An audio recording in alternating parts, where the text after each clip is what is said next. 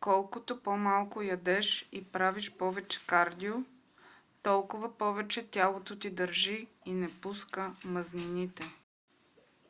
И не, това не значи, че не се стараеш. Значи, че тялото ти се защитава.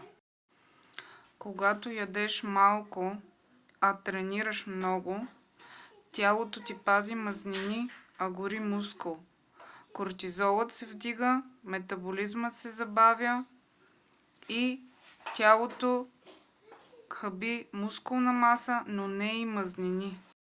Това се получава така, защото за тялото това не е фитнес, а заплаха.